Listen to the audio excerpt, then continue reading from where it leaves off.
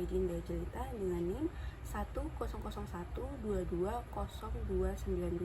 Di video kali ini saya akan memaparkan jawaban ujian tengah semester mata kuliah komunikasi lingkungan. Nah, pertanyaannya, bagaimana jika selama ini di seluruh dunia termasuk di Indonesia menggunakan kendaraan listrik?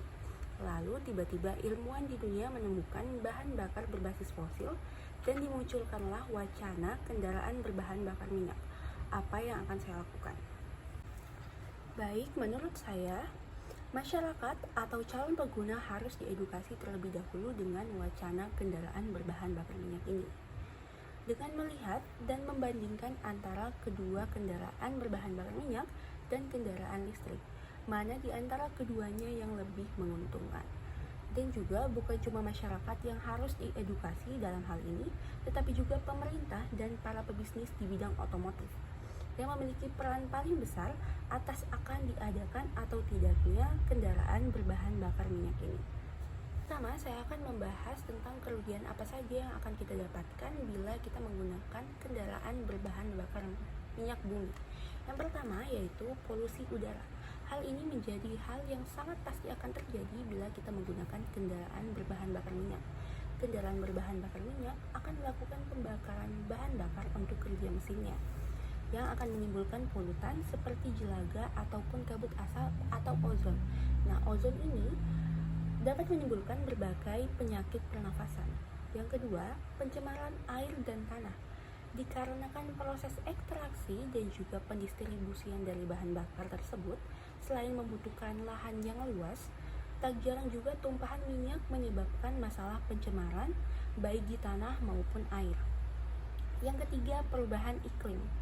Emisi karbon berlebihan dari kendaraan berbahan bakar minyak akan menjadi salah satu alasan terjadinya perubahan iklim. Yang keempat, dan dampak yang paling parah adalah hujan asam. Kendaraan berbahan bakar minyak menjadi salah satu sumber sulfur dioksida. Nah, sulfur dioksida saat sudah terlalu banyak dan kadar asamnya tidak bisa lagi dinetralisir, akan menimbulkan hujan asam yang akan sangat berbahaya bagi manusia, gedung-gedung, dan juga tumbuhan. Dan juga bahan bakar minyak menjadi salah satu sumber energi yang tidak dapat diperbaharui karena minyak bumi didapatkan dari pelapukan sisa-sisa makhluk hidup. Selanjutnya saya akan menjelaskan kelebihan dari kendaraan listrik yang selama ini kita gunakan. Yang pertama, ramah lingkungan. Kendaraan listrik sama sekali tidak menghasilkan emisi gas buangan dari kerja mesinnya. Hal ini pastinya akan mengurangi pencemaran udara yang dapat menimbulkan gas rumah kaca. Yang kedua, hemat untuk jangka panjang. Nah, dari segi harga, kendaraan listrik memang mahal. Tetapi jika dibandingkan bila nanti akan ada kendaraan berbahan bakar minyak, pengeluaran itu hanya akan ada di awal saja. Untuk biaya perawatan dan biaya pajak akan lebih murah. Pun juga kendaraan listrik tak harus membeli bensin untuk penggunaannya. Selanjutnya, pengguna kendaraan listrik tidak hanya memberi dampak positif terhadap lingkungan, tetapi juga bagi perekonomian khususnya di Indonesia. Nah, salah satunya terjadinya optimalisasi pemanfaatan nikel yang melimpah di Indonesia untuk bahan baku baterai kendaraan listrik.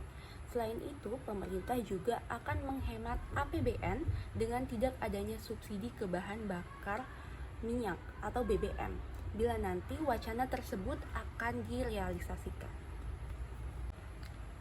Tetapi sebenarnya di antara pengaruh positif penggunaan kendaraan listrik, tetap saja ada dampak negatif yang menanti.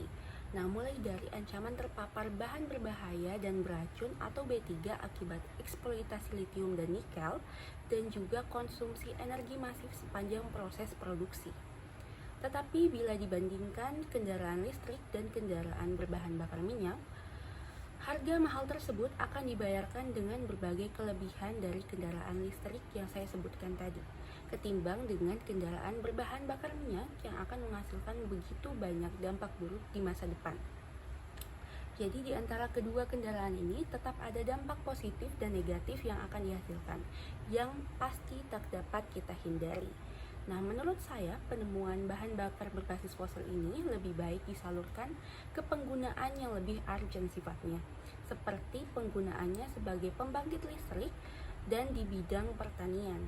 Selain tidak menimbulkan dampak negatif yang besar sebagaimana bila minyak bumi digunakan hanya sebagai bahan bakar kendaraan, juga akan menghemat penggunaan minyak bumi sebagai sumber energi yang tak terbarukan.